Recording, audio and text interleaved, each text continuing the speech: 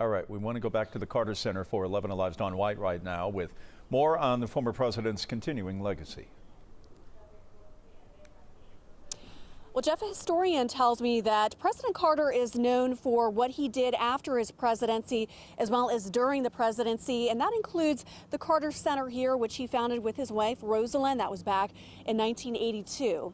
Pulitzer Prize-winning historian and biographer Kai Bird. He wrote a book about the president called The Outlier, The Unfinished Presidency of Jimmy Carter.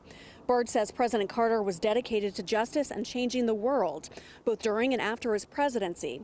Bird believes it's not true Carter has a failed presidency and points to accomplishments such as the 1978 Camp David Accords and deregulating the airline industry, which allowed more middle-class Americans to fly. Bird believes Carter will be remembered as the most dedicated and intelligent U.S. president of the 20th century.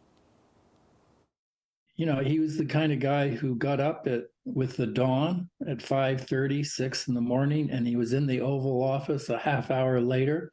And his working day was often 12 hours, and he would read 200 or 300 pages of memos every day. He was very hardworking and then paid attention to the details.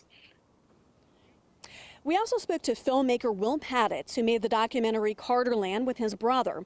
He says Carter is a man of great faith who doesn't fear death because he believes in the afterlife.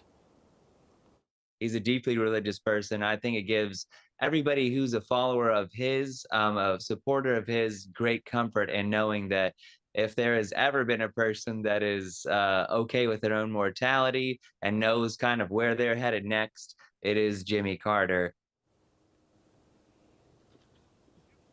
The historian says that Carter appointed more women and people of color than any of his predecessors, and that is combined.